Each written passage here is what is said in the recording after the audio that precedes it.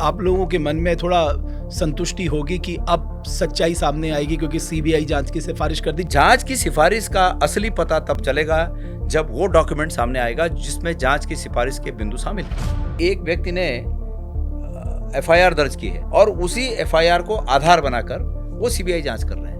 अंकिता भंडारी के माता पिता, जिसमें उन्होंने स्पष्ट कहा है कि इसकी जांच होनी चाहिए और वो वीआईपी कौन है, वो वीआईपी का नाम उजागर होना चाहिए, तो उसको क्यों नहीं आधार मान रही है सरकार?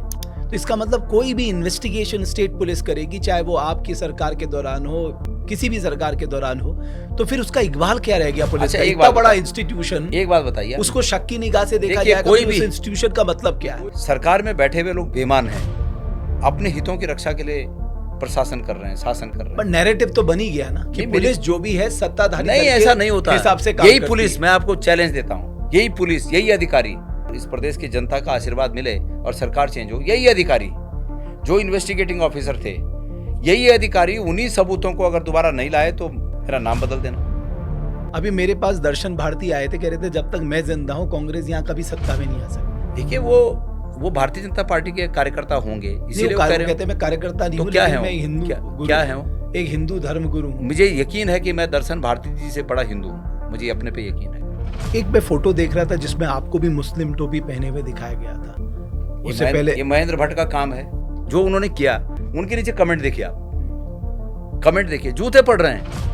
महेंद्र भट्ट मेरे पे कोई चीज नहीं चिपका पाएंगे। महेंद्र भट्ट गलत जगह लगे हैं, गलत जगह हाथ डाल। बट हरीश रावत जी पे तो चिपका चुके हैं ना? नहीं, हरीश रावत उन पे वो छुट्टी देने का आरोप लगाए चुके हैं। हरीश रावत मुस्लिम यूनिवर्सिटी बनाने का आरोप लगाए चुके हैं। मेरी बात, अभी तो पाकिस्तानी जासूस भी बना दिया था उनको। मेरी बात सुनिए, कितनी बड़ी बेशर्मी की बात है। बट वो तो एक तस्वीर पेश कर रहे हैं ना कि साहब उत्तराखंड के सामने सबसे बड़ा चैलेंज डेमोग्राफिक चेंज का है। अच्छा, तो मैं बता, उसके लिए भी धामी जिम्मेदार हैं। अभी मैं देख रहा था पहाड़ में जिस तरह से जंगली जानवरों ने हमला किया है, चाहे वो बाघ हो, गुलदार हो, भालू हो, ने बहुत नुकसान किया है। तो किसी को कुछ समझ में आ नहीं रहा है। हर दिन कोई ना कोई घटनाक्रम कहीं ना कहीं से सुनाई देता है। मतलब इस लेवल का मैन एनिमल कॉन्फ्लिक्ट पहाड़ या उत्तराखंड ने कभी नहीं देखा जितना आज देखने को मिल रहा है। आप क्या चाहते हैं कि किसकी समझ में आए ये बात, विपक्ष के या सत्ता पक्ष के? नमस्कार, आप देख रहे हैं देवभूमि डायलॉग का पॉडकास्ट में हूं रमेश भट्ट। अंकिता हत्याकांड मामले में सरकार ने अब सीबीआई जांच की सिफारिश कर दी है। तो क्या इसके बाद माना जाए कि जो तमाम आशंकाएं उभरी थी इस पूरे घटनाक्रम में, सीबीआई वो सच पता लगा पाएगी? और इसी पे बात करने के लिए हमने आमंत्रित किया है कांग्रेस के प्रदेश अध्यक्ष गणेश गोदियाल जी को। बहुत धन्यवाद सर। मुझे लग रहा हमारी पहली मुलाकात है जब से आप प्रदेश अध्यक्ष बने हैं। अब तो मुझे लगता है कि आप लोगों के मन में थोड़ा संतुष्टि होगी कि अब सच्चाई सामने आएगी क्योंकि सीबीआई जांच की सिफारिश कर दी, जो आप लोग डिमांड कर रहे थे। आपके सभी दर्शकों को नमस्कार।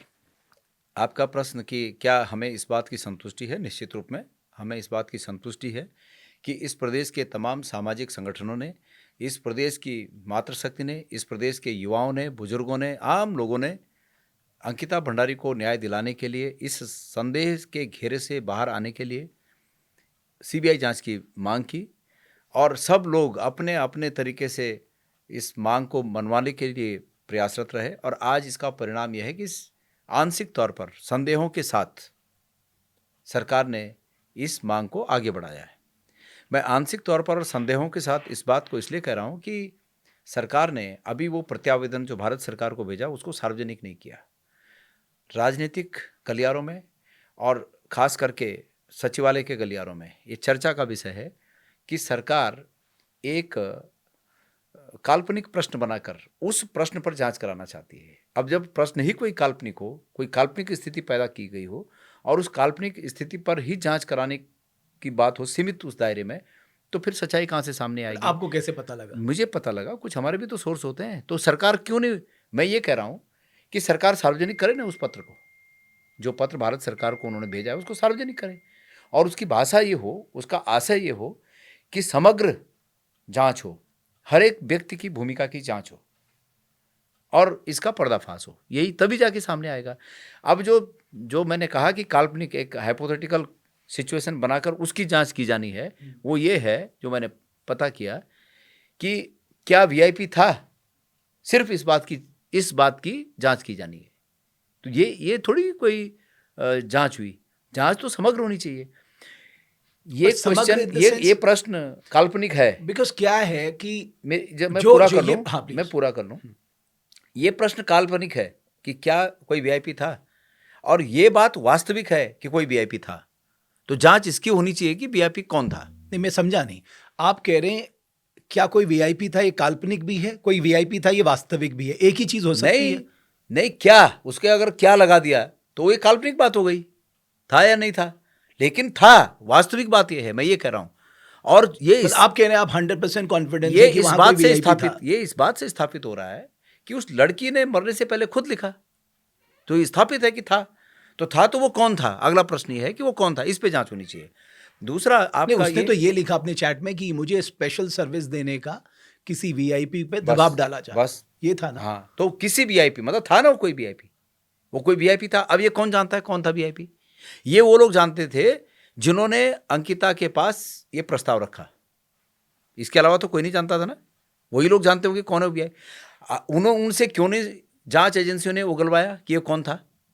बस सवाल ये है कि सरकार ने उन लोगों के साथ भी एक एग्रीमेंट कर रखा है कि भाई मुंह बंद रखना, तुम किसी का नाम मत लो, और 2-5 साल में तुम सजा काट के आ जाओगे, कोई दिक्कत नहीं है। नहीं, कैसे? वो तो लाइफ टर्म देखिए इम्प्रिजनमेंट मिला है होता ना? क्या है, कितने साल लाइफ, मतलब जिसको उम्र भर की सजा होती है वो कितने मतलब आजीवन तो नहीं है ना। नहीं, इसमें आजीवन है। मैंने इसमें जो वकील थे, जब मेरी उनसे बात हुई थी, मैंने कहा इसका क्या मतलब है? उन्होंने कहा आजीवन कारावास। नहीं, आप उसको दोबारा पढ़िए। और यही बातें हैं सर। अच्छा, नहीं है माना, मैं आपकी बात मान रहा हूँ। सरकार आए, मुख्यमंत्री जी वैसे तो जगह जगह जाके बेमतलब की बातें करते हैं कि कांग्रेस बरगलाने का काम, आज भी मैंने सुन रहा था कहीं किसी भाषण में बोल रहे थे, वो रटाया या लिखा हुआ जो है वो हमेशा बोलते हैं कि कांग्रेस लोगों को बरगलाने का काम कर रही है, कांग्रेस ये कर रही है। वो भूले ना कि भाई इसमें सजा ये है, ये सजा का प्रावधान है, ये सजा के वर्ड हैं कि भाई ये जब तक जीवित रहेंगे तब तक ये बाहर नहीं आएंगे। कहे ना, क्यों नहीं करें? पर सवाल ये है कि किसी न किसी तरह अपराधियों को मदद करने की मंशा है उनकी। और मुख्यमंत्री जी को मैं कटघरे में हमेशा इसलिए खड़ा करता हूं कि मुख्यमंत्री जी ने पहले दिन से, फर्स्ट डे से, पहले दिन से, इस एपिसोड के बाद पहले दिन से उन्होंने कोशिशें की हैं कि इसके सबूत नष्ट किए जाएं। उन्होंने कोशिश की है कि वो तथाकथित वीआईपी का नाम उजागर न हो और बात यहीं तक रफा दफा हो जाए। आज अभी देखने की बात होगी कि सीबीआई के लिए जो उनका प्रत्यावेदन है, टर्म्स एंड रेफरेंसेस क्या रखते तो हैं? उसके टर्म्स ऑफ रेफरेंस क्या है, ये देखने की बात होगी। लेकिन आज से 3.5 साल पहले क्यों नहीं हुआ? मांग तब से हो रही है। आज ही मैं आपको बता दूं, अभी मैंने सुना कि किसी पुलिस के अधिकारी का अभी इसी प्रकरण में एक वो था, कॉन्फ्रेंसिंग थी, मतलब मीडिया के साथ उनका इंटरेक्शन था। तो उसमें उन्होंने कहा कि एक व्यक्ति ने एफआईआर दर्ज की है, आज ही एफआईआर दर्ज हुई, और उसी एफआईआर को आधार बनाकर वो सीबीआई जांच कर रहे हैं। अंकिता भंडारी के माता पिता का एक सोशल मीडिया में पत्र घूम रहा है, अभी 2 दिन पहले का दिया हुआ, लिखा हुआ, जिसमें उन्होंने स्पष्ट कहा है कि इसकी जांच होनी चाहिए और वो वीआईपी कौन है, वो वीआईपी का नाम उजागर होना चाहिए। तो उसको क्यों नहीं आधार मान रही है सरकार? धामी जो बड़ी बड़ी बात करते हैं कि उनकी माता पिता के भावना का ध्यान रखते हुए मैं इसकी जांच कराने को तैयार हूँ, ऐसा बोल रहे हैं, उसको क्यों नहीं लीगल में आधार बना रहे हैं? उस किसी दूसरे व्यक्ति के एफआईआर को आधार क्यों बनाया जा रहा है? मैं ये पूछना चाहता हूँ सरकार से। ये सब सरकार किसी न किसी तरह से जांच को भटकाने का काम कर रही है। हमारा ये स्पष्ट रूप से कहना है कि जो प्रत्यावेदन भारत सरकार को गया है वो प्रत्यावेदन सार्वजनिक किया जाए। उस प्रत्यावेदन में क्या लिखा गया है, इसके बाद ये तय होगा कि सरकार वास्तविक रूप में जांच कराने के लिए प्रतिबद्ध है या नहीं है। बिकॉज ऑलरेडी एसआईटी ने जो जांच की उसके आधार पे उन लोगों को उम्र कैद हो गई निचली अदालत से, और अब वो हाईकोर्ट में बेल के लिए प्रयास कर रहे हैं। तो आप चाहते हैं कि शुरू से लेके हर एंगल से इसकी जांच हो? बिल्कुल। मतलब आपको ये लग रहा है कि जो इन्वेस्टिगेशन में जो लिंक एविडेंसेस जोड़े गए हैं, जो सर्कमस्टेंशियल एविडेंसेस हैं, उस पर भी आपको विश्वास नहीं है? देखिए, एसआईटी जब बनी तो हमें एसआईटी पर उसी दिन शक हो गया कि एसआईटी बनने के बाद जब वो जो घटनास्थल था वो एसआईटी के कब्जे में था, वो कमरा कैसे टूट गया, कैसे टूट गया? और मुख्यमंत्री जी इस बात से पलट नहीं सकते हैं कि उस कमरे को उन्होंने तोड़वाया, क्योंकि मुख्यमंत्री जी के भी उस दिन के सोशल मीडिया के पोस्ट उपलब्ध हैं जिसमें उन्होंने इस बात को स्वीकार किया।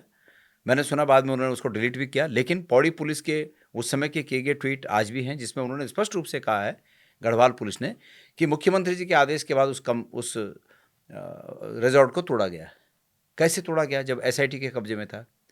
जो पुलिस वाले वहां पर बट एसआईटी कह रही है कि उन्होंने वहां से सारे सैंपल, उनकी एफएसएल टीम जो श्रीनगर से आई, उसने सारे सैंपल ले लिए। बकायदा ये कोर्ट में जिरह की बात आई और वहां भी हमने साबित किया कि साहब हमारे पास जितने साक्ष्य थे हमने सब पहले ले लिए। ये सब झूठ है। मैं ये कह रहा हूं कि अंकिता भंडारी का शव बरामद होने के बाद अगले 2 घंटे में रात को 2 बजे वो तोड़ दिया गया। 2 बजे तोड़ दिया गया। सैंपल कब इकट्ठा किए उन्होंने? सुबह जब हम वहां 22 को तो इन्वेस्टिगेशन हम जब सुबह वहां गए जिस दिन अंकिता भंडारी का 22 को मिला पोस्टमार्टम हो रहा था, हम जब उस दिन वहां गए हॉस्पिटल में, उसके बाद हम उस घटनास्थल पर भी गए। हमने देखा उस समय तक तो वो पूरा तोड़ा हुआ था, जलाया हुआ था और बाकी जो भी वो थे आधे अधजले चीजें थी उनको स्विमिंग पूल में डाला हुआ था, पानी में डाला हुआ था। आप वहां गए थे? मैं गया था, हम गए थे वहां। तो मेरे ये बात तभी से तो टर्न हुई। उसके पहले तो मुख्यमंत्री जी मतलब वो बन गए थे कि भाई बस बुलडोजर बाबा बन गए थे। लेकिन जब मैंने देखा वहां कि ये तो बुलडोजर की कार्रवाई अपराधियों को सजा देने के लिए नहीं, इनकी संपत्ति को नष्ट करने के लिए नहीं, बल्कि ये सबूत मिटाने की कार्रवाई है, तब मैंने पहली बार ये बात को कहा कि ये सबूत मिटाने की कार्रवाई है। और जब मैंने ये कहा तो वहाँ सोशल मीडिया के कुछ लोग थे, मैं उनका नाम भूल रहा हूँ अभी, उन्होंने मेरे को जब दिखाया, ये बात दिखाई, तब लोग समझे कि वास्तव में ये बात है, तब ये बात पलटी। अन्यथा ये तो बन गए थे कि भाई हमने तो बहुत अच्छा कर दिया। देखिए मनसा क्या होती है कि अगर उनको नुकसान करना मनसा है, पहले तो मुख्यमंत्री के रूप में एक मुख्यमंत्री को ये इस तरह सजा देने का कोई तरीका नहीं होता है कि किसी अपराधी ने कोई काम कर दिया तो उसके कमरे को तोड़ दो। ये कोई सजा नहीं है। हर एक अपराध के लिए सजा नियत है। इस तरह के अपराधों के लिए सजा उम्र कैद, फांसी, इस तरह की सजा है। तो कमरा तोड़ना कोई उसकी सजा थोड़ी है। और वो भी तोड़ते तो उसकी हवेली 20 किलोमीटर पे उत्तराखंड में ही है, उसका बंगला 20 किलोमीटर पे उत्तराखंड में, उसको तोड़ते। वो कमरा तोड़ा जहां अंकिता भंडारी निवास करती थी। आप कोई भी साधारण आदमी इस बात को समझ जाएगा कि ये सिर्फ सबूतों को छुपाने की कार्रवाई थी। और मुझे तब ये सख्त मेरा विश्वास में बदला जब मैंने पौड़ी पुलिस का ट्वीट देखा, मुख्यमंत्री का ट्वीट देखा और वहां लोकेशन की सिचुएशन देखी। जब लोगों ने मुझे कहा कि इस कमरे में रहती थी, यही कमरा तोड़ा गया, जो बचा था उसमें आग लगाई गई। देखिए फॉरेंसिक जांच में क्या होता है, जितना मैं जानता हूं, हम उसके एक्सपर्ट नहीं हैं, लेकिन मैं जानता हूं, मैं अगर यहां पर बैठा हूं तो मेरे कोई ना कोई निशान यहां पर छूट जाते हैं मेरे उठने के बाद। फॉरेंसिक जांच में वो निशानों से मेरी शिनाख्त हो सकती है कि यहां पर कौन बैठा था। मैंने अभी ये यहां पर हूं, मैंने यहां पर हाथ रख दिया, निश्चित रूप में इसके मेरे फिंगरप्रिंट इस पर अंकित हो गए हैं, इससे मेरी शिनाख्त हो सकती है। मेरा बाल गिर गया, उससे शिनाख्त हो सकती है कि मैं यहाँ आया था। मतलब फॉरेंसिक जांच का मतलब बहुत बारीक जांच होती है और इसको लगा लीजिए कि माइक्रोस्कोपिक जांच के दायरे में होता है। जहां आग लगा दी, किसने लगाई, जबकि वो पुलिस की अभिरक्षा में था। मैं किसी पुलिस के व्यक्ति का नाम नहीं लेना चाहता, लेकिन उस टीम में से ही जो लोग वहां उस अभिरक्षा में थे, उनका भी ये मानना है कि हमें कहा गया कि शांत रहो, तुम बस हट जाओ, जाने दो बुलडोजर। ये कैसे हुआ? मैंने आज एक प्रेस कॉन्फ्रेंस की, उसमें मैंने कहा रेणु बिष्ट जिसने इसका दावा किया कि धन्यवाद मुख्यमंत्री जी और मैंने तोड़वाया है, मुझे इस बात की भी सूचना है कि मुख्यमंत्री आवास से किसी दूसरे व्यक्ति के नंबर से उस दिन रात को रेणु बिष्ट को फोन गया। उसमें मुख्यमंत्री जी ने बात की है रेणु बिष्ट को।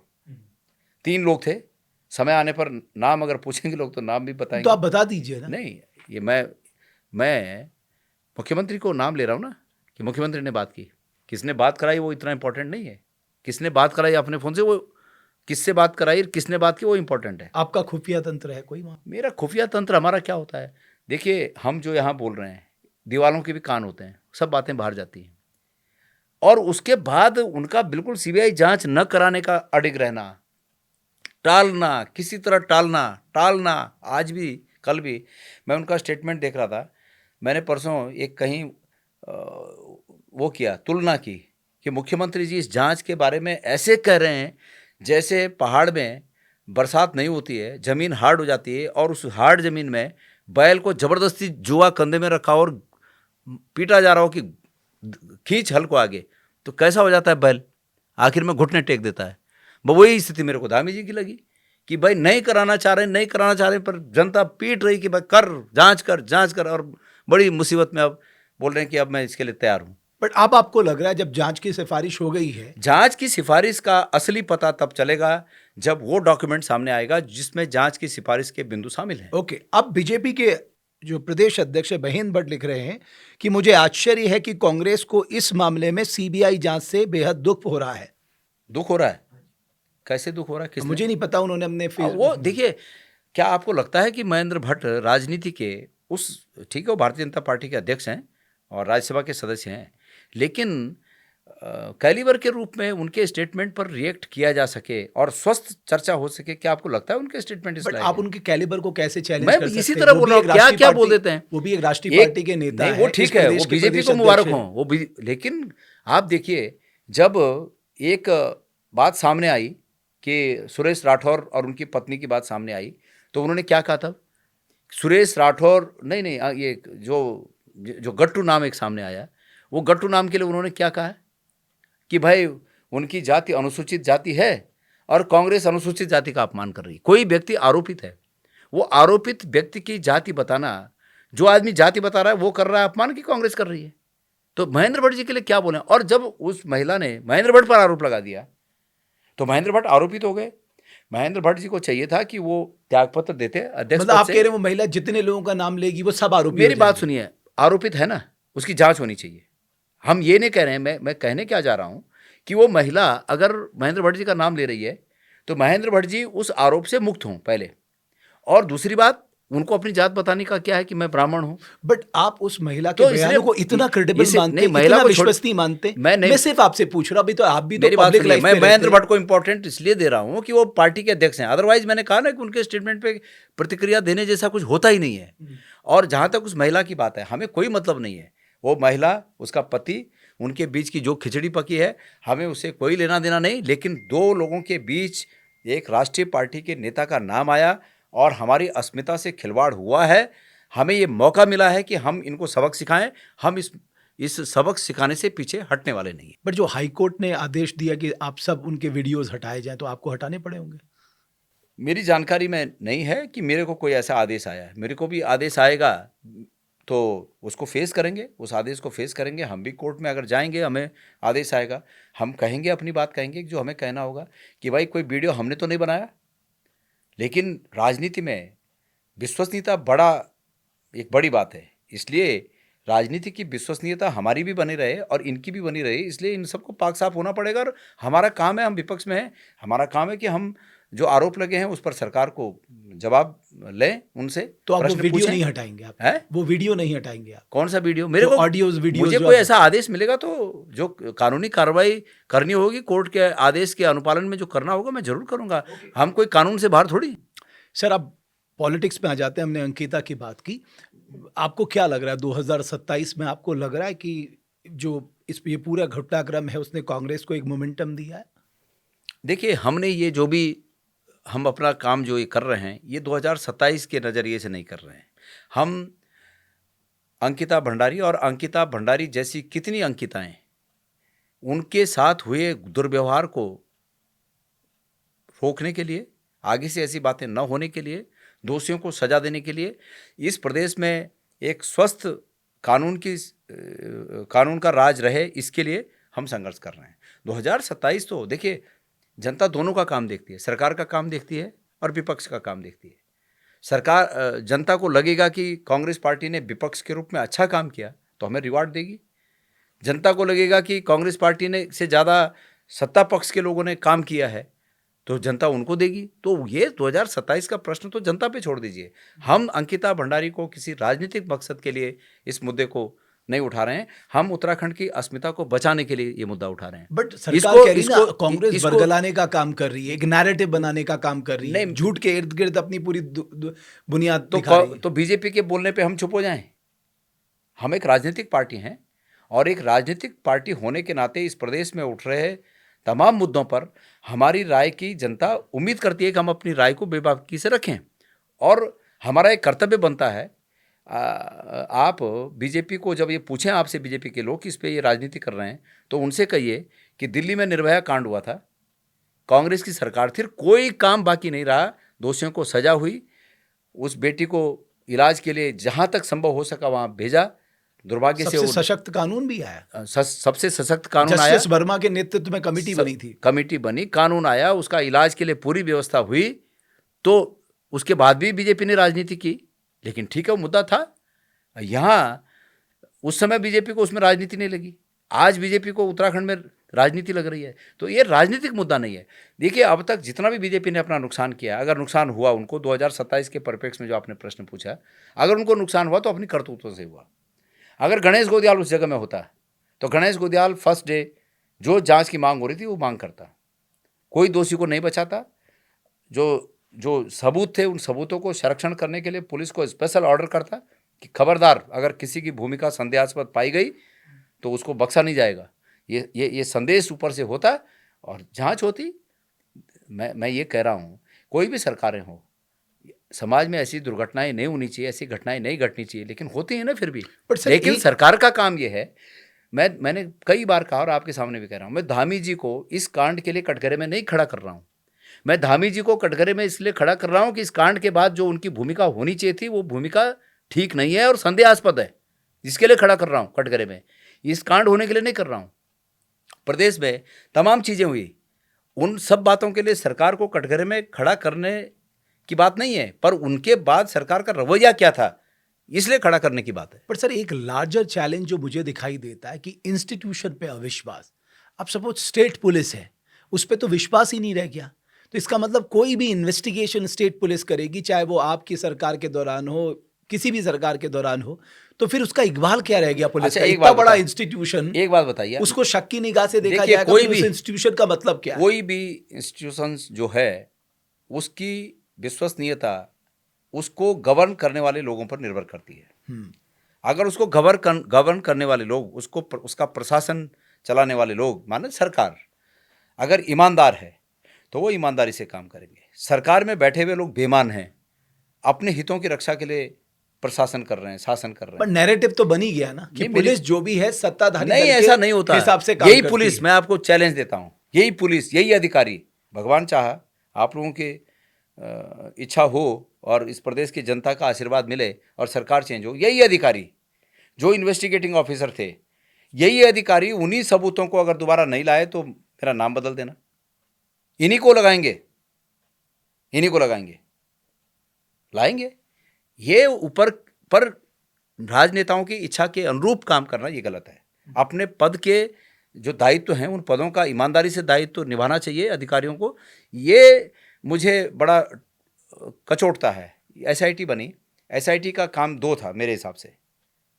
प्राथमिक तौर पर जो सबूत थे उनका संरक्षण करना और उन सबूतों को दोषियों को सजा दिलाने में और वीआईपी को बेनकाब करने में उनका प्रयोग करके उनका उपयोग करना, मतलब उन सबूतों को। बट एसआईटी कही जो हमने इकट्ठा किया तभी तो उसको सजा दिला पाए। मेरी बात सुनिए, कहाँ वो तो पकड़ से बाहर है बड़ी मछली। ये तो छोटे मोटे घड़ियाल बोलते हैं ना जिनको, वो घड़ियाल पकड़े गए, बड़ी मछली अभी भी आ जाते हैं। मैं ये कह रहा हूँ कि दो काम थे एसआईटी के। एसआईटी ने ठीक इसके विपरीत काम किया।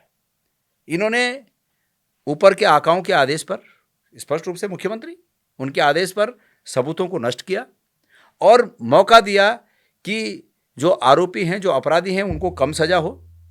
ये मौका दिया, ये मौका बनाया। और जो तथाकथित वीआईपी है वो पकड़ से बाहर रहे। तो ये दोनों काम एसआईटी ने किए। अभी सीबीआई जांच में तो पता लग ही जाएगा, अगर ऐसा हुआ होगा। सीबीआई जांच में तब पता लगेगा अगर समग्र रूप में सीबीआई जांच हो। स्पेसिफिक एक मैंने जो कहा कि काल्पनिक स्थिति बनाकर उस काल्पनिक स्थिति की जांच करने की अगर बात होगी तो ये भटकाने जैसा है जो मैं सुन रहा हूं। ओके सर, एक और बात है, बिकॉज बहुत नज़दीक है, मुझे लगता है कि अब अगले साल चुनाव होने ही है, तो आप लोगों की तैयारी कैसी है? मतलब अभी इसको आप फिलहाल आज का प्रश्न अगर इसी पर है तो ज़्यादा अच्छा है। हमारी तैयारियों के लिए आप किसी दिन दोबारा बोल दीजिए, मैं तैयार होकर आऊँगा कि हमारी क्या क्या तैयारी है। बहरहाल मैंने कह दिया कि प्रदेश की जनता के हाथ में ही शक्ति, किसको सत्ता देनी है, किसको सत्ता से बेदखल करना है, ये शक्ति जनता की। अभी मेरे पास दर्शन भारती आए थे, कह रहे थे जब तक मैं जिंदा हूँ कांग्रेस यहाँ कभी सत्ता में नहीं आ सकता। देखिए वो भारतीय जनता पार्टी के कार्यकर्ता होंगे, इसीलिए कहते हैं मैं कार्यकर्ता नहीं हूँ, लेकिन मैं हिंदू, क्या है, एक हिंदू धर्म गुरु हूँ। मुझे यकीन है कि मैं दर्शन भारती जी से बड़ा हिंदू हूँ, मुझे अपने पे यकीन है।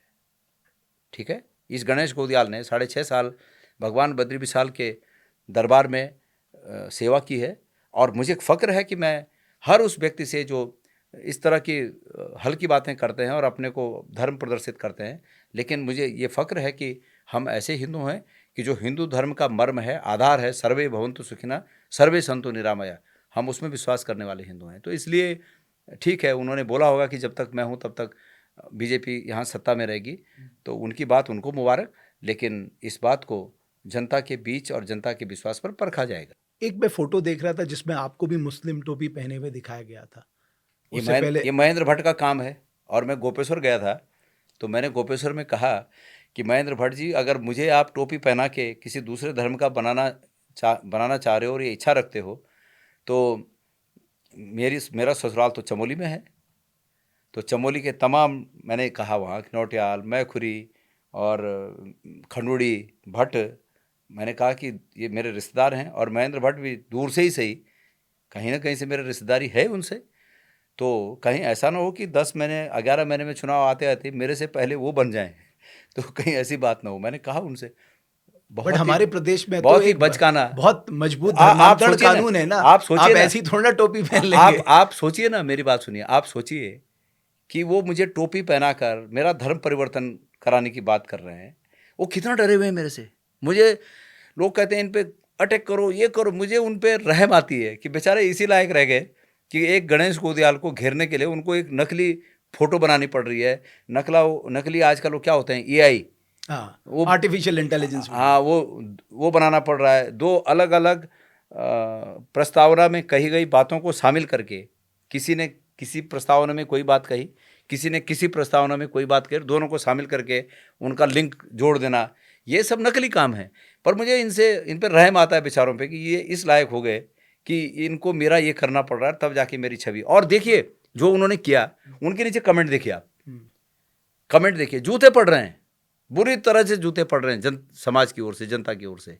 महेंद्र भट्ट मेरे पे कोई चीज़ नहीं चिपका पाएंगे। महेंद्र भट्ट गलत जगह लगे हैं, गलत जगह हाथ डाल। बट हरीश रावत जी पे तो चिपका चुके हैं ना।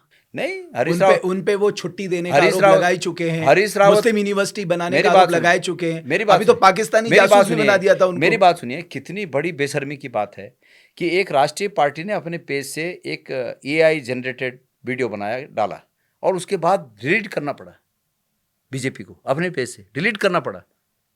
ये हरीश रावत जी की सच्चाई है। वो गए, उन्होंने कहा मैं बट वो अकेले पड़ गए इस पूरे एपिसोड में। अकेले, देखिए वो अकेले ही गए, कोई बीजेपी ऑफिस भी अकेले गए, थाने अकेले गए, हजारों लोग उनके साथ थे, अकेले कहाँ गए। बट उनके जो आसपास के जो चतुर्भुज, क्या बोलते हैं, चतुर्भुज नेतृत्व, वो कहते हो चतुर्भुज नेतृत्व गायब था। तो सब लोग अलग अलग जगहों में रहे होंगे। मैं उस दिन शायद मैं कहीं चमोली या कहीं पहाड़ों की तरफ था, और भी नेता लोग इधर उधर रहे होंगे।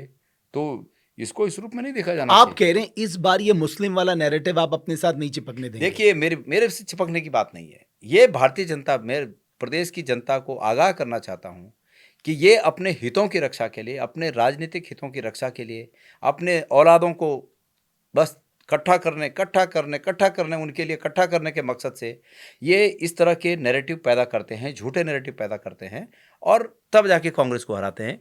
जनता इनकी सच्चाई को समझे और मेरिट के आधार पर अपना निर्णय ले कि भाई विपक्ष के रूप में किसने अच्छा काम किया, बिल्कुल इसको रिवार्ड दे।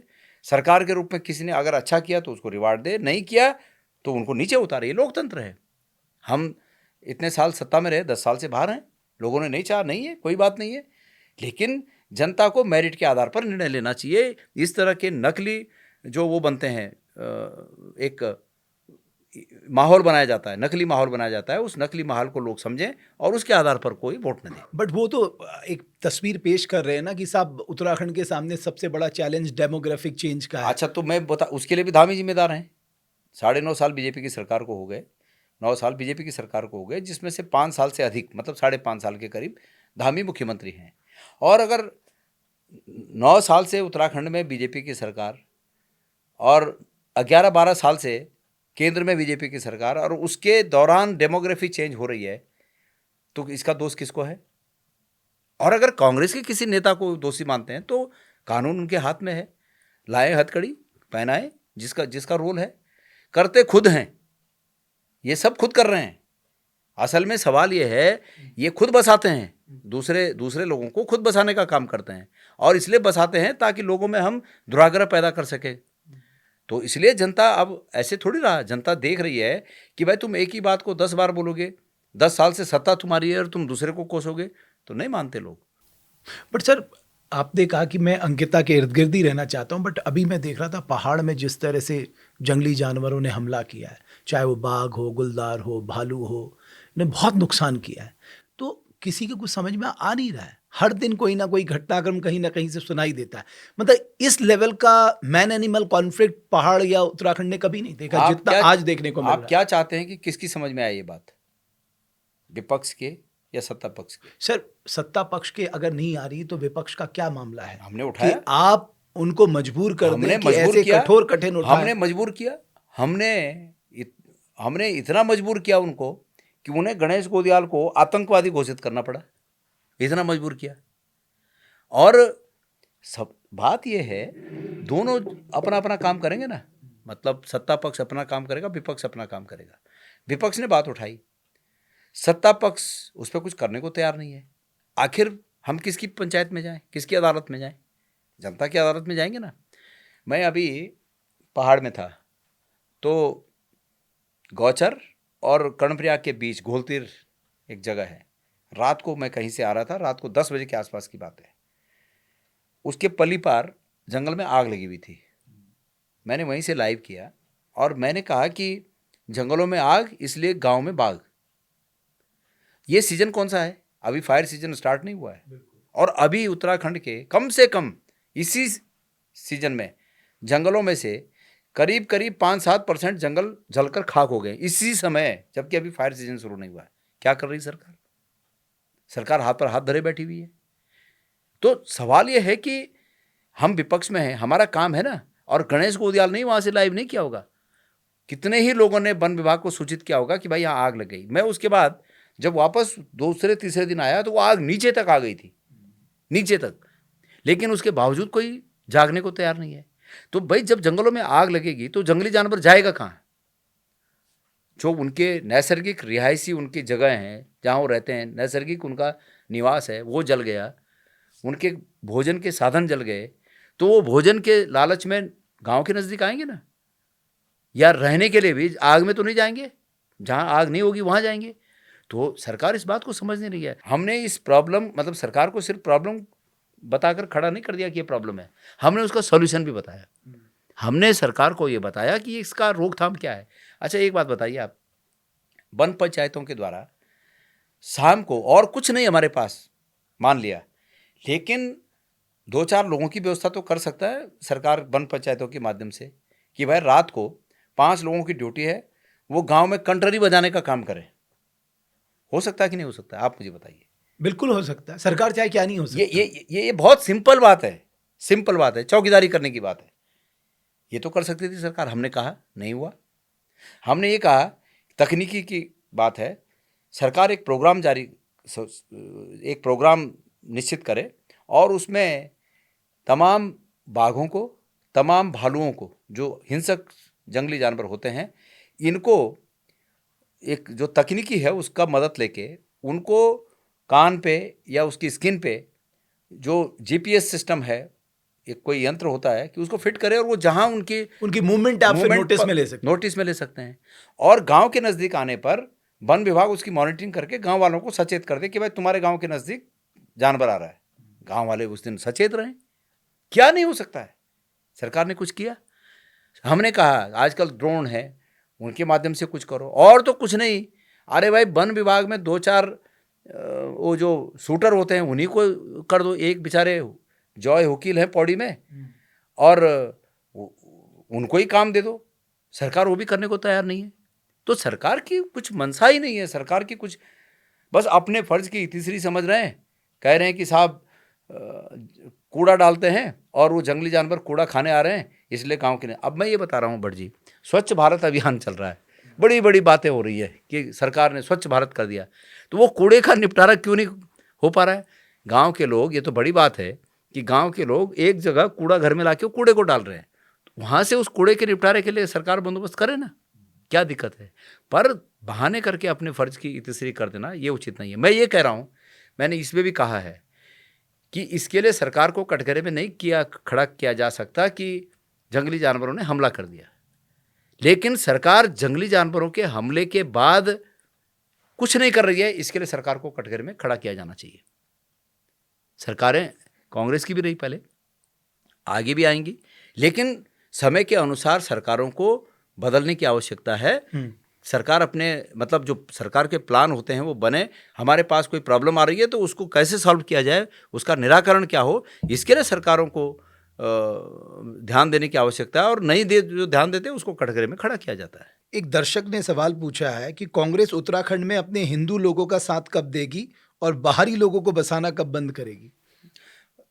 मैंने कहा ना कि कुछ होते हैं जिनको अंधभक्त कहा जाता है। ऐसे लोगों, बहुत से लोगों की आंखों में पट्टी बंधी है। हम उनकी आंखों की पट्टी खोलने का प्रयास कर रहे हैं। खुलेंगी तो अच्छी बात है, और नहीं खुल पाएंगी ऐसे बट लोग। सर, अगर ये नैरेटिव आप नहीं तोड़ पाए तो आपके लिए मुश्किल होगी नहीं, कौन सा नैरेटिव? कि आप हिंदुओं के खिलाफ हैं। नहीं, हम कहाँ हिंदुओं के खिलाफ हैं, हम सबके पक्ष में हैं। हम ये चाहते हैं कि हर एक व्यक्ति को उसकी सामर्थ्य के अनुरूप और उसकी उम्मीद के अनुरूप सरकार जो उचित प्लेटफॉर्म उसके विकास के लिए देना चाहती है वो सरकार को देना चाहिए। और अब बेमतलब की बातें हैं कि हिंदुओं के खिलाफ है, किसके क्या कर दिया हमने। आज इस प्रदेश में जितनी सड़कें कांग्रेस ने बनाई उस पर कौन चल रहा है? जहाँ जो आबादी रहती होगी वो आबादी चल रही होगी। अगर किसी हिंदू बहुल गांव में कोई सड़क बनी है तो उस पर कौन चल रहा है? वही हमारे भाई बंद चल रहे होंगे। किसी मुस्लिम बहुल इलाके में कोई सड़क बन रही है तो वहाँ वो चल रहे होंगे। हमने स्कूल खोले हैं उसमें सब पढ़ रहे होंगे। बट अब तक अवैध मज़ारों में तो वो कहते हैं कि हम ही ने अगर अवैध है, मैंने कहा ना अवैध है, तो हमारा कोई किसी के लिए पक्ष नहीं है। जो अवैध है उसको हमें कोई दिक्कत नहीं है कि आप अवैध के साथ। बट आप मानते हैं कदम सही है बुलडोजर चलाना? किसके खिलाफ? किसके खिलाफ? जैसे अवैध बाजारों पे चल रहा है जो कह रहे हैं नहीं, मजार की बात नहीं है, मजार की ही बात नहीं। अवैध जिसके साथ जुड़ गया, अवैध जिसके साथ जुड़ गया, जो सार्वजनिक रूप से किसी को बाधित कर रहा है और वो अवैध है, तो हमारा कोई किसी के लिए बचाव थोड़ी है। और जहाँ तक बात है कि किसी व्यक्ति ने कोई अपराध किया और उसका घर तोड़ दो या उसका दुकान तोड़ दो, जैसे अंकिता भंडारी वाले में उसका रिजॉर्ट हमने बताया ना, वो तो मकसद दूसरा था, सबूत मिटाना मकसद था। पर सुप्रीम कोर्ट ने क्या कहा इसमें? ये बात सुप्रीम कोर्ट तक तो भी गई है ना। बिल्कुल, सीबीआई इन्वेस्टिगेशन के लिए हाई कोर्ट गई, सुप्रीम कोर्ट ये गई। अंकिता भंडारी की बात नहीं कर रहा हूं मैं। जो अपराधियों के आवास और निवास तोड़ने की बात है बुलडोजर से, उसके बारे में सुप्रीम कोर्ट के क्या विचार है? बिल्कुल, उन्होंने कहा ये इंसाफ नहीं हो सकता, ये इंसाफ नहीं है, एक प्रोसेस है। ये कहा ना। हाँ बिल्कुल। और अगर तोड़ना है तो उसके लिए एक प्रोसेस है, उसको तोड़ने के अलग कारण हो सकते हैं। इसलिए नहीं कि किसी व्यक्ति ने कोई अपराध किया तो उसका तोड़ दो, ये कोई सुप्रीम कोर्ट ने कहा है। क्या बीजेपी उसको मानती है कि नहीं मानती? जहाँ तक अवैध की बात है, ये तय अगर हो गया कि अवैध है तो हमारा कोई किसी के लिए बचाव नहीं है। अभी मैं आपका प्रेस कॉन्फ्रेंस सुन रहा था और बहुत एग्रेसिवली थे, और आपने कहा कि सीएम को बीजेपी सेंट्रल कमांड हटाना चाहता है। मतलब आपने कहा वो किससे बात कर रहे हैं, आपके पास इसकी जानकारी है, उन्हें हटाया जा रहा है, आपके पास इसकी जानकारी है। तो मैं जानना चाहता हूँ, ऐसा तंत्र गणेश गोदियाल के पास क्या उनको सब चीज़ों की जानकारी है? नहीं, मैं ये कहता हूँ कि इस प्रदेश में राजनीतिक स्वच्छता के लिए वो हटाना चाहते हैं। हमें मालूम है कि इनको हटाना चाहते हैं, लेकिन पूरी बीजेपी इसके लिए दोषी है। पूरी भारतीय जनता पार्टी की सरकार को हम इसके लिए दोषी मानते हैं। जब अंकिता भंडारी हत्याकांड हुआ उसके बाद से प्रधानमंत्री जी कम से कम 4-5 बार इस प्रदेश में आ गए हैं और उनको अच्छी तरह जानकारी है कि ये जो घटना है इसमें क्या मामला है। वो कहते कि भाई मुख्यमंत्री जी, मैं जब तक उत्तराखंड की धरती पे हूँ तब तक वो तथाकथित वीआईपी कौन है उसके खिलाफ एफआईआर दर्ज हो जानी चाहिए। जब तक मैं आऊँ उनके प्रति विश्वास बढ़ता लोगों का। लेकिन जिस प्रकार से उन्होंने इसको दबाने का काम किया, तो अब ऐसा थोड़ी है कि मैं जानता हूँ वो मुख्यमंत्री हटा देंगे, वो प्रदेश अध्यक्ष हटा देंगे, वो संगठन क्या होते हैं उनके प्रभारी जो वो हटा देंगे। लेकिन क्या इस प्रदेश की जनता इस बात को भूल जाएगी कि इनको हटाने से सब कुछ ठीक हो गया? क्योंकि जो तथाकथित लोग हैं, बड़े लोग हैं, बड़ी मछलियाँ तो छूटी रहेंगी। तो इसलिए पूरी भारतीय जनता पार्टी इसके लिए दोषी है। मुझे लग रहा है आपके नेता ज़्यादा सचेत हो जाएंगे और सोचेंगे जब गणेश गोदियाल जी के पास इतना बड़ा तंत्र है, उन्हें सत्ता की सारी बातें पता है, तो हमारी भी पता लग जाएंगी कि हम क्या बोल रहे हैं, हम क्या कर रहे हैं। कौन सचेत हो जाएगा? आपके सहयोगी लोग जो हैं, नहीं, आपकी पार्टी के लोग। नहीं, हमारी कंपटीशन तो हर जगह रहता है ना। कोई बात नहीं, स्वागत है सब, ये तो होना चाहिए। स्वस्थ स्वस्थ कंपटीशन होना चाहिए। निंदक नीरे राखिए, तो आपने सुना होगा। तो मैं तो इसको अच्छा बट मानता सर हूँ। मैं अभी हरीश रावत जी का इंटरव्यू ले रहा था, तो मैंने उनसे पूछा आप तो प्रीतम सिंह जी को प्रदेश अध्यक्ष बनाना चाहते थे? बोले हाँ मैं बनाना चाहता था। मेरी समझ में नहीं आया कि वो आपको क्यों नहीं बनाना चाहते थे। सवाल उठता है वो आपको तो क्यों नहीं बनाना मेरी चाहते बात थे? सुनिए, मैं इससे नाराज नहीं हूँ। आपने उनको क्यों नाराज किया? नहीं, बिल्कुल नहीं। न तो मैंने नाराज किया, न वो मेरे से नाराज हैं। ये उनकी इच्छा है कि वो बनाना चाहते थे, तो उसमें बुराई क्या है? प्रीतम सिंह जी कांग्रेस के नेता हैं, और जो कांग्रेस पार्टी, भाई तब बुरा होता है कि हरीश रावत जी बोलते कि कांग्रेस का अध्यक्ष किसी बीजेपी वाले का नाम लेते, तब बुरा था। वो उन्होंने प्रीतम सिंह जी के लिए कहा कि मैं प्रीतम सिंह जी को बनाना चाह रहा था, तो उसमें बुराई मेरे को तो बिल्कुल नज़र नहीं आती। मुझे अच्छा ही लगती है। ये हाईकमान का निर्णय है, जिसको भी बनाते। अगर प्रीतम सिंह जी ही बनते तो गणेश गोदियाल उसमें सहयोग करता, मेरी भी कोई ना कोई भूमिका होती। आज अगर गणेश गोदियाल बना है तो प्रीतम सिंह जी की भी कोई भूमिका है, रावत जी की भी भूमिका है, हरक सिंह जी की भी भूमिका है।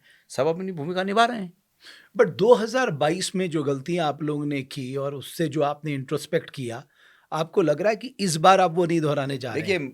मेरी बात सुनिए। हमने जिसमें हमने बड़े कोई, नेताओं की इनफाइटिंग सबसे बड़ी जिम्मेदार है। देखिए ये आपको लगता है, परसेप्शन ये है, लेकिन मुझे ऐसा लगता है कि ये कारण नहीं था। 2022 में हारने का कारण हमारा भारतीय जनता पार्टी का झूठ था। खास करके प्रधानमंत्री जी ने जो आकर यहाँ झूठ बोला, उसका विपरीत असर पड़ा, और उससे 10-12% वोटों का स्विंग बीजेपी के पक्ष में तो हुआ। वो इस बार भी वो हो झूठ जाएगा? था, वो झूठ था। और भारत के लोकतंत्र में, भारत के कानून में इस प्रकार के झूठ के लिए भी कोई ना कोई बैरिकेटिंग होना चाहिए। नहीं, बट आपके पास अब क्या मेथड है? मान लीजिए नहीं, अगर इस बार भी इस एक बार तरह का नैरेटिव बना, आप कैसे नहीं, लड़ेंगे? अभी इस बार नहीं बना पाएंगे, क्योंकि अब लोग समझ गए हैं। हमने इस बात की चुनौती दी है कि किसी व्यक्ति के पास भी जो उन्होंने कहा वो है, तो उसको साबित कर। देखिए, ये संयोगी कहेंगे कि 2022 भी आपके नेतृत्व में हुआ था और 2027 भी आपके नेतृत्व में होगा, तो आप तो जबरदस्त दबाव में होंगे, नहीं, बिकॉज आपको परफॉर्म करके दिखाना नहीं, होगा। बिल्कुल मैं दबाव में नहीं हूँ। हमारी जो स्वाभाविक क्षमता है, उस स्वाभाविक क्षमता का प्रदर्शन करते हुए हमें पॉजिटिव सोचना है। हम सकारात्मक सोच के साथ आगे बढ़ रहे हैं, और मैं बिल्कुल दबाव में नहीं हूँ। हाँ, ये जरूर है कि मैं उत्तराखंड की जनता से उम्मीद करता हूँ कि इस प्रदेश में एक इस जो जो जो गलत चीज़ें जड़ जमा रही हैं, इनको उखाड़ने के लिए एक अच्छी सरकार बने, ऐसी मैं प्रदेश की जनता से उम्मीद करता हूँ। जो लोग आपको छोड़ के गए हैं, अगर वो वापस आना चाहते हैं, आपके दरवाजे खुले? ये हमारी पॉलिटिकल अफेयर कमेटी तय करती है, और हमारी पॉलिटिकल अफेयर कमेटी के जो तमाम प्रस्ताव हैं वो सब हमारे हाईकमान तक जाते हैं, और उस पर गुण दोष के आधार पर निर्णय होता है। ऐसा तो नहीं है कि सबके लिए दरवाजे खुले हैं, और ऐसा भी नहीं है कि सबके लिए दरवाजे बंद हैं। तो अलग अलग समय नहीं, समय गुण पर दोष क्या होता है? अभी जिन लोगों ने आपकी सरकार गिराई 2016-17 में, वो तो सब उसके कई ज्यादा बड़े लीडर तो आपके पास आ गए ना। हाँ, तो आ गए ना, आ गए। अब आगे वालों का भी बात देखेंगे। जो आए उनका भी गुण दोष के आधार पर निर्णय हुआ होगा, जो आएंगे उनका भी गुण दोष के आधार पर निर्णय होगा। आपके प्रश्न का जवाब समग्र रूप में ये है कि न तो सबके लिए खुले हैं और न सबके लिए बंद हैं। एक आखिरी सवाल, ये जो सीबीआई जांच की सिफारिश की है, आप चाहते हैं कि एक टाइमलाइन के भीतर हो? मैं ये चाहता हूँ कि पहले तो जांच किस बात की हुई है, सिफारिश, वो सार्वजनिक हो। ये तो एक परसेप्शन बनाने का काम है कि सीबीआई जांच की सिफारिश हो गई, पर सीबीआई जांच की सिफारिश किन बिंदुओं पर है वो सार्वजनिक होनी चाहिए। दूसरा, बिल्कुल आपकी बात सही है कि ये टाइम बाउंडेड होना चाहिए कि सीबीआई इस केस की इन्वेस्टिगेटिंग के ये मील के पत्थर हैं, ये माइलस्टोन फिक्स करे कि 1 महीने में हम ये कर देंगे, दूसरे महीने में हम ये कर देंगे, तीसरे महीने में हम ये कर देंगे, और 6 महीने में हम जो भी फाइनल वर्डिक्ट है वो आ जाएगा। हम ये चाहते हैं, हमारी ये मांग है। चलिए गोदियाल जी, बहुत धन्यवाद और बहुत शुभकामनाएं। धन्यवाद। है ना, आपके लिए चैलेंज जरूर है, बट देखते हैं नहीं, आप क्या करते हैं करके। कोई बात नहीं। बिकॉज 2022 के बाद दूसरी बार आपको 2027 का चैलेंज मिल रहा है। ऐसा है, वीर, यहाँ टाइम भी मिला आपको। मेरी बात सुनिए, वीर भोग्या वसुंधरा, अगर हैं तो जीतेंगे, और नहीं है तो भोगेंगे। तैयार हैं दोनों बातों के लिए। रावण विद्वान व्यक्ति थे।